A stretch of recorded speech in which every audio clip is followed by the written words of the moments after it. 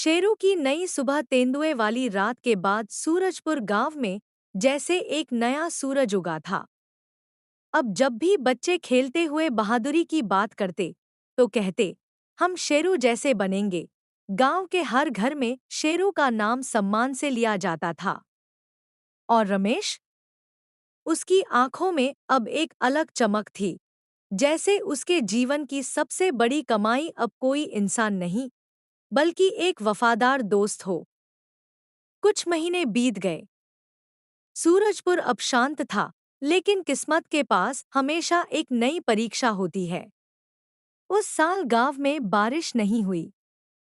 धरती सूख गई, खेतों में दरारें पड़ गईं और तालाब की मछलियां मरने लगी। रमेश सुबह से शाम तक मेहनत करता, लेकिन मिट्टी अब चुप थी। शाम को वह थका हुआ लौटता और शेरू धीरे से उसका मुंह चाटकर जैसे कहता, हार मत मानो, सब ठीक होगा। रमेश मुस्कराता, तू है न मेरे साथ, फिर क्या डर।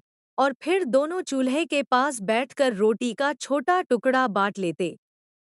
कभी कभी रमेश अपने हिस्से का हिस्सा भी शेरू को दे देता।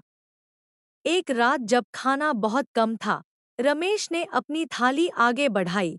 ले खा ले बेटा, तूने भी पूरा दिन कुछ नहीं खाया। शेरू ने बस उसे देखा, फिर थाली को अपनी नाक से रमेश की ओर धकेल दिया, मानो कह रहा हो, पहले तुम। रमेश की आंखें भर आईं। गांव में अब पानी सिर्फ सरकारी टंकी से मिलता था। हर सुबह भीड़ लगती, धक्का मुक्की होती। एक दिन रमेश अपनी बाल्टी लेकर पहुंचा। पीछे से किसी ने जोर से धक्का मारा, वह गिर पड़ा और उसकी बाल्टी टूट गई। लोग हंसने लगे, लेकिन तभी शेरू आगे आया, भौंकते हुए बीच में खड़ा हो गया। उसकी आंखें लाल थीं, जैसे कह रही हों, किसी ने मेरे मालिक को हाथ भी लगाया तो बख्शूंगा नहीं। प्रधान दौड़कर आया, अरे रुक जाओ, रमेश काका और शेरू को पहले पानी दो। अगर शेरू न होता तो आज गांव तेंदुए के डर में जी रहा होता। भीड़ शांत हो गई। लोगों ने ताली बजाई। शेरू बस पूंछ हिलाता रहा, जैसे उसे गर्व नहीं, बस संतोष था कि उसके मालिक को सम्मान मिला। एक दिन जब सूरज ढल रहा था, रमेश और शेरू खेत से लौट रहे थे। रास्ते में एक बुजुर्ग आदमी मिला, थका हुआ, भूखा और डरा समा।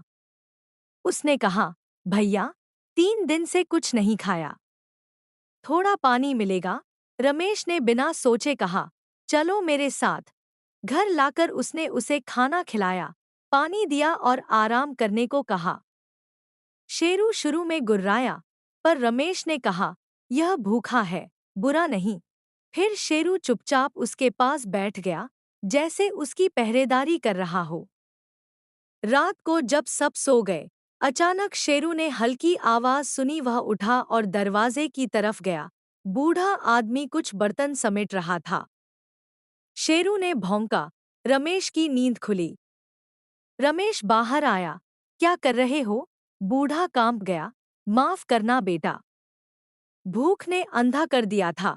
रमेश ने लंबी सांस ली और बोला, अगर जरूरत थी तो कह देते, चोरी क्यों? फिर उसने थाली में कुछ खाना रखा और कहा, लो, ये ले जाओ। लेकिन किसी का विश्वास मत तोड़ो, बूढ़ा रो पड़ा।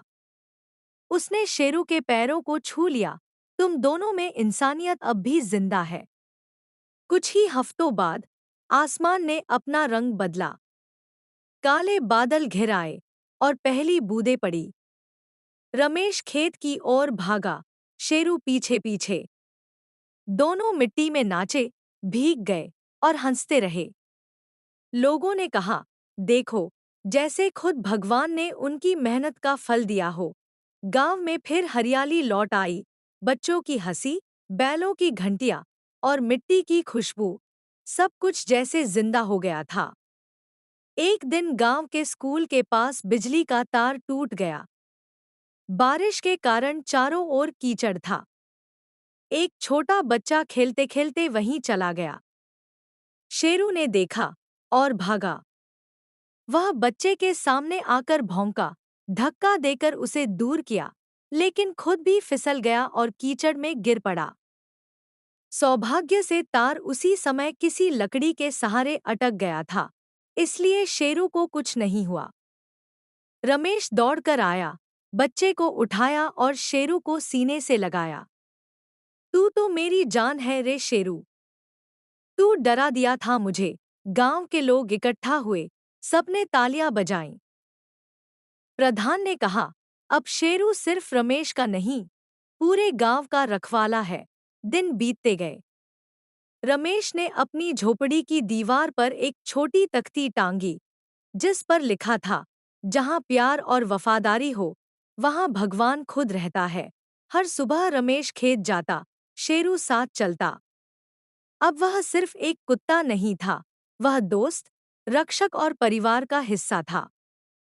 रात को जब हवा बहती, तो शेरू रमेश के पास सिर रखकर सो जाता। रमेश उसके सिर पर हाथ फेरता और सोचता, अगर दुनिया में हर इंसान शेरू जैसा बन जाए तो शायद किसी को कभी दर्द ही न हो। कहानी का संदेश, सच्ची दोस्ती में न जाति होती है, न भाषा, न रूप। वो बस एक एहसास है, जो मुश्किल वक्त में भी साथ नहीं छोड़ता। कभी कभी इंसान को इंसानियत एक जानवर सिखा जाता है। ऐसी ही कहानी सुनने के लिए चैनल सब्सक्राइब करें।